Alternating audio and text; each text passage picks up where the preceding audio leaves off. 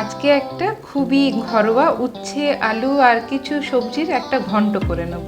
তো প্রথমেই আমি এখানে দুটো বড় আলু কি তিনটে মাঝারি আলু লম্বা লম্বা করে কেটে নিয়েছি, আর কয়েকটা বরবটি নিয়েছি, বেশি দিইনি, আর একটা কাঁচকলা ওটাও এভাবে লম্বা লম্বা করে কেটে নিয়েছি।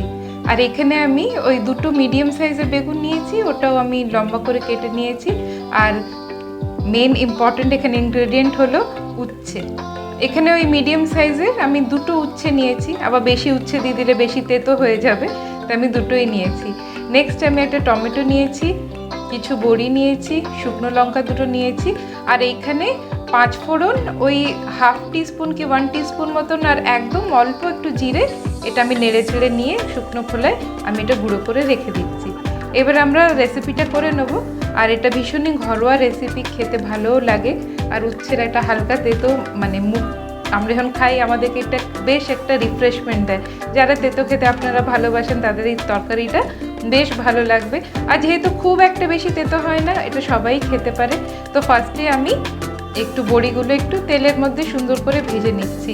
এখানে আমি মানে একটু মিডিয়াম ফ্লেম রেখেই ভেজেছি, কেন ভেতর অবধি যাতে ভাজাটা হয়।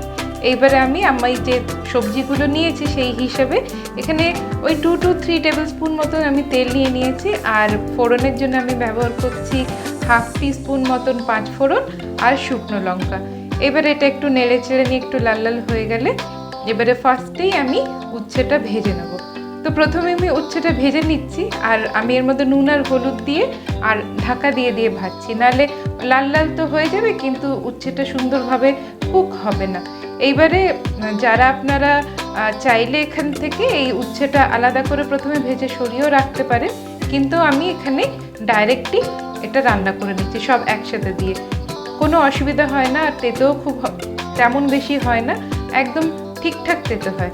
এইবারে যা যা সবজি ছিল ওগুলো আমি সব পরপর এক এক করে দিয়ে দিচ্ছি।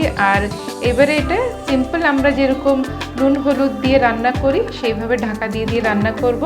আর এইখানে ওই উচ্ছেটাই মেন আলাদা করে ভেজে নেওয়া। এবার আমি এখানে দরকার মতো প্রথমে লবণ দিয়ে নিচ্ছি, লবণ নিজের উপরে, আর হলুদ আর লবণ দিয়ে এটা আমি ঢেকে রান্না করছি।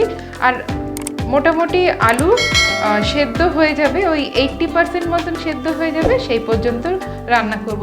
কেন কি আলু অনেক রকমের হয়, চন্দ্রমুখী আলু আর ডিফারেন্ট টাইপের আলু, তো ডিপেন্ড করে সময়টা কতক্ষণ কি লাগবে। এবারে দেখুন এখানে আলুটা সেদ্ধ হয়ে গেছে, একটা আলু কেটে দেখে নিলাম। এইবারে এখানে সবটাই সেদ্ধ হয়ে গেছে সুন্দরভাবে। এবারে নেক্সট স্টেপ হলো আদা। তাই এখানে আমি ওই 1 টিস্পুন মতন আদা গ্রেট করে রেখেছিলাম, বেটে নিলেও হবে। আর এই আদার যে কাঁচা গন্ধটা না, এটা বেশ ভালো লাগে। আর একটা টমেটো ছিল, সেটা এবারে দিয়ে দিচ্ছি, কেন অলরেডি সেদ্ধ হয়ে গেছে সবজিগুলো, আর এখন টমেটো দিলে আর অসুবিধা হবে না।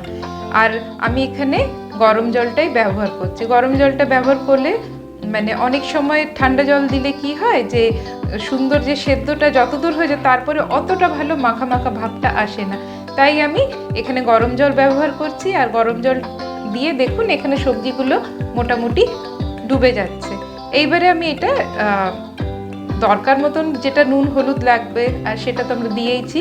এইবারে আমি এখানে 1 টিস্পুন মতন চিনি দিয়ে নিয়েছি, আর এখনও আমি আরেকটু অল্প লবণ দিয়ে দিলাম, কেন লাস্টে একদম আমি দেখে নেবো যে কতটা দরকার। কেন তেতো জিনিসে একটু লবণটা ঠিকঠাক না পড়লে আর অল্প একটু চিনি না দিলে সেই ঠিকঠাক ওর ভালো সুন্দর টেস্ট আসে না। এবারে ওখানে ওটা ফুটছে, তরকারিটা ফুটুক। আর এখানে আমি নিয়ে নিয়েছি 1 টেবিল স্পুন মতন আটা। তো প্রথমে অল্প দুধ দিয়ে একটু গুলে নিয়ে নেক্সট আমি আরেকটু দুধ দিয়ে মানে একটা ছোট্ট বাটির 1 বাটি করে নিচ্ছি, দুধটা এখানে গুলিয়ে নিচ্ছি। এই হয়ে গেল আমার রেডি। এখানে আমি আটাটা মেখে নিলাম, কেন এটা একটা মানে ডেনসিটি দেবে তরকারির মধ্যে। তো এখানে দেখুন তরকারিটা রেডি হয়ে গেছে, সবটা সুন্দরভাবে সেদ্ধ হয়ে গেছে। তো এখানে মনে হলো আরেকটু নুন দিলে ঠিক থাকবে। এবারে লাস্ট যেটুকু নুন দেওয়ার দিয়ে নিয়েছি একদম শেষের দিকে এটা, আর তার মধ্যে দিয়ে দিলাম আমি যেটা আটাটা আমি গুলে রেখেছিলাম সেটা আমি দিয়ে দিচ্ছি একদম শেষের দিকে এটা দিচ্ছি।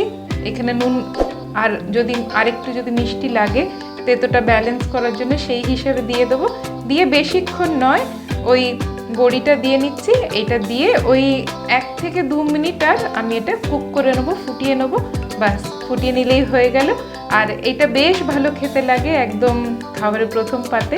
তো একবার এটা ট্রাই করে দেখবেন যারা আপনারা করেনি। আর এটা তো খুবই একটা ঘরোয়া রান্না, আমরা সবাই করে থাকি, একটু ডিফারেন্ট হয়তো করে থাকি। বাস এটা রেডি হয়ে গেল। এটা নামিয়ে নিয়ে যে মশলাটা করে রেখেছিলাম সেইটা আমি উপরে দিয়ে ছড়িয়ে দেবো। হয়ে গেল আজকের রান্না। নেক্সট আবার আর একটা অন্য রান্নার সাথে, একটা অন্য রেসিপির সাথে দেখা হবে। ততক্ষণে সকলে খুব ভালো থাকবেন আর সুস্থ থাকবেন।